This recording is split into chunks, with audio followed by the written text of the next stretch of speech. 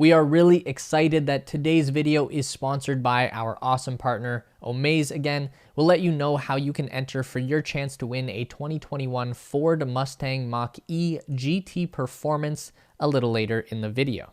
Let's talk about the Model S, the longest running product in the Tesla lineup of vehicles, and still probably the most iconic electric car in the world. While it's remained largely unchanged over the past decade, Tesla seems to have the perfect sense of how to incorporate just the right upgrades at just the right times to keep this vehicle at the top of the game. Obviously, we know that the Model S Plaid is fast and people love to talk about that, but there is more to this car than just the numbers. In a lot of ways, the Model S is and has always been a window into the future of the auto industry. And that's what we're going to be focusing on today. So let's get going.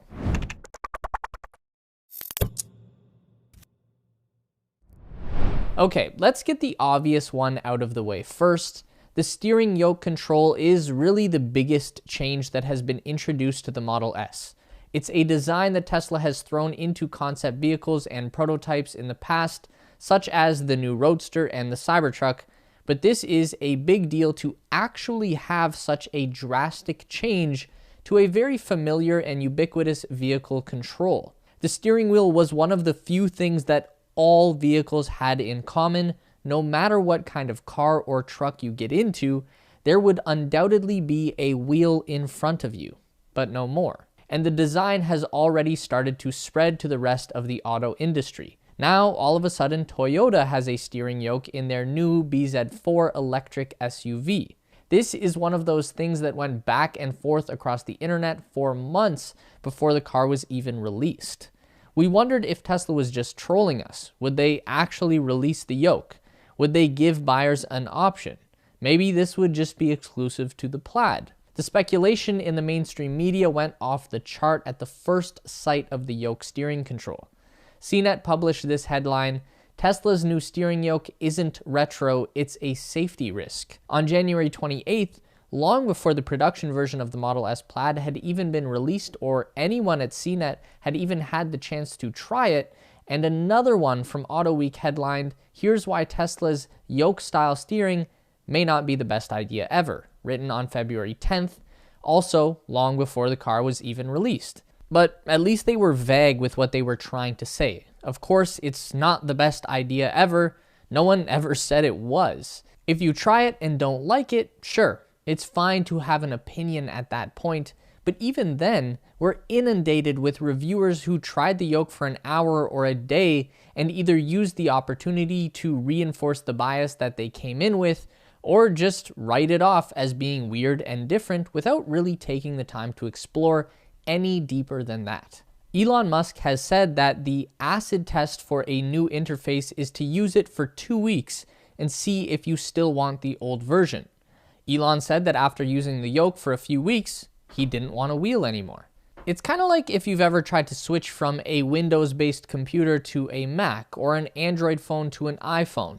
It feels weird and wrong and upsetting, but then you just get used to it and appreciate that difference doesn't always mean worse, it's just different. Anyway, when you start digging around for reviews on the Model S from people who have driven it for more than a day, or actually have owned it and used it for an extended period of time, then you start to see that it's really no big deal.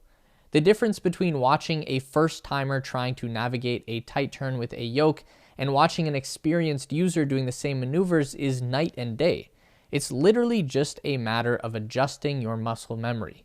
The biggest plus side that comes from the Model S users is not only how the yoke forces you into more safe and stable hand positions at 3 o'clock and 9 o'clock, but also how your driving position is improved as well.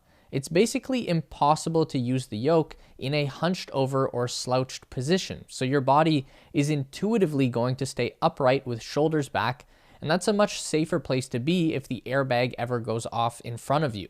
Losing that top half of the wheel also opens up a panoramic view of the car's display screens. This seems to be Elon Musk's favorite thing about the yoke, and we can understand why. It's Tesla's next big step towards opening up the vehicle experience beyond just straightforward the entire time. The introduction of the glass roof was a big part of that. It reminds you that there is a wide world out there in all 360 degrees of view. The horizontal center screen is another. It's setting us up for a day when the windshield isn't always the center of attention. Omaze has partnered with the charity, the Joey Logano Foundation, and by donating $10, you'll be entered for the chance to win a 2021 Ford Mustang Mach-E GT Performance. If the ability to win a Mach-E wasn't amazing enough, you also get to support an awesome charity. The Joey Logano Foundation invests in organizations that offer second chances to children and young adults during times of crisis. They strive to create supportive communities where all children and young adults are able to live with dignity in times of adversity. Using the public platform of motorsports, they raise awareness for young people in crisis and support innovative programs serving vulnerable youth. By the way, if you happen to win, you will be among the first to own an all-electric Mustang. With a maximum horsepower of 480, acceleration of 0 to 60 in 3.5 seconds, and a range of 235 miles, you'll be driving in style in the future of Ford. To potentially win a 2021 Ford Mustang Mach-E GT Performance and support the Joey Logano Foundation, go to omaze.com/TeslaSpace or click the link in the description. We're wishing you the best of luck and hope one of you wins. Thanks again to Omaze for supporting the channel, and let's get back to the video. Okay, so we all know Tesla's claim very well that the Model S Plaid does 0 to 60 miles per hour in 1.99 seconds. That is amazing, and it's the first production car to ever be marketed with a sub 2 second 0 to 60.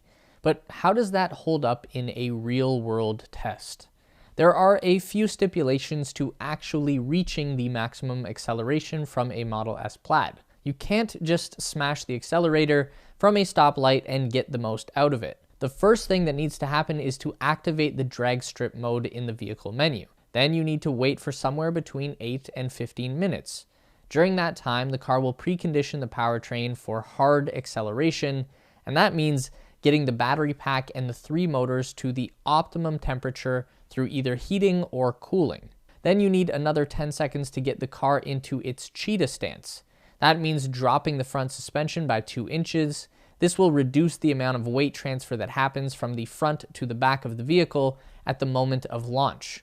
Remember that scene from The Fast and the Furious when the black Charger kicks up onto its rear wheels? That would never happen so dramatically outside of a movie, but the same concept does apply. The front wheels get very light, and since the Plaid gets 1/3 of its power from the front motor, it needs a solid contact between the front wheels and the road.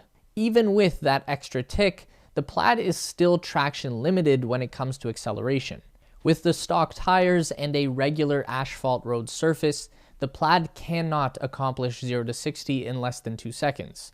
It's physically impossible. There's just too much force and not enough friction. The only scenario where the Plaid lives up to its marketing is on a surface that's been treated with something called VHT. It's a kind of sticky resin that they put down at the starting position of drag racing tracks. They also include a 1-foot rollout, which basically just means they don't start counting until the car has traveled 1 foot. That sounds like cheating, but it's something that is widely used in acceleration tests by pretty much everyone in the business. It just helps to achieve a more consistent and comparable result between different cars and different runs. On a VHT treated surface with the rollout, the Plaid can actually achieve a 1.98 second 0 to 60 run, which is staggering and even better than advertised. But if you're just doing this on a regular asphalt street or even an untreated racetrack, then 0 to 60 is going to fall a bit behind that, but still not by much. This is where it starts to really depend on the driver and the road surface, but in real-world conditions, from a dead stop, the Plaid is reaching 60 miles per hour in around 2.3 seconds, give or take, and that still blows the doors off any other street-legal production car in the world. The Model S Plaid is actually able to create more G-force on acceleration than it is under full braking. Motor Trend measured a max acceleration force of 1.227 Gs at 32 miles per hour and peak force during the 60-0 braking test of 1.221 Gs.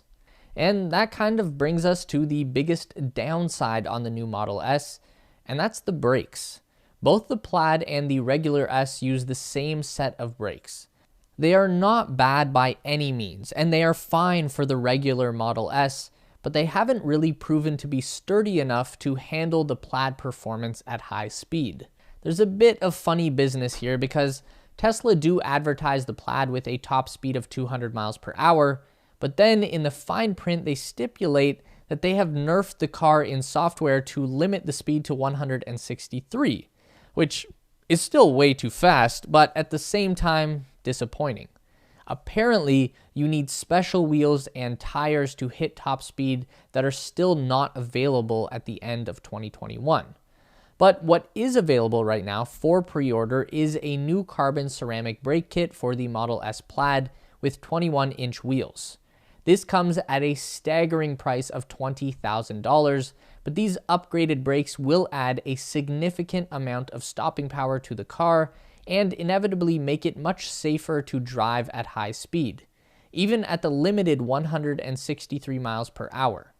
The kit includes all new carbon silicon carbide rotors, one-piece forged calipers with high-performance pads, and high-temperature brake fluid. The brake upgrade promises to deliver the ultimate track experience, mostly by maintaining consistent braking performance during high-performance driving. The carbon won't overheat and lose grip.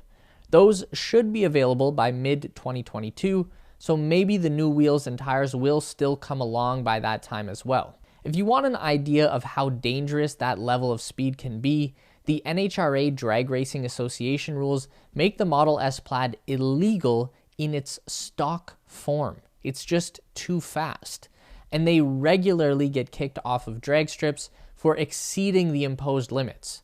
The drag racing regulations say that any car with a quarter-mile time of less than 10 seconds needs to have a roll cage, window nets, driver restraint systems, and a full race suit and helmet for the driver.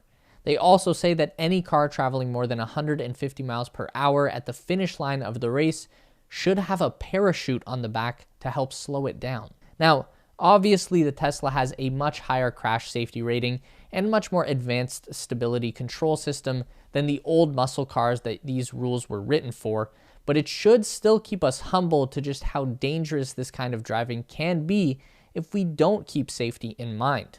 The fact that we haven't seen a whole lot more stories about people splattering themselves all over the road in a Plaid is a real testament to how safe and stable the car is, even in totally stock form. But what do you guys think? Has the new Model S lived up to expectations? Let us know in the comment section below. For more Tesla news delivered straight to your inbox, make sure to subscribe to our Tesla Space newsletter. We keep you up to date on all things Elon Musk, Tesla, SpaceX, Neuralink, and Boring Company in one quick and fun to read package. Link in the description to sign up. It's theteslaspace.com. And make sure to drag our emails over into your primary inbox so we don't get lost in the promotions tab. Also, don't forget to check out our new Space Race channel and subscribe over there for even more space exploration content. As always, if you want to continue to learn about everything regarding Tesla, SpaceX, and Elon Musk, we've got 2 more video options for you on the screen to check out. Don't forget to give this video a thumbs up today if you liked it, and subscribe to our channel for weekly content just like this.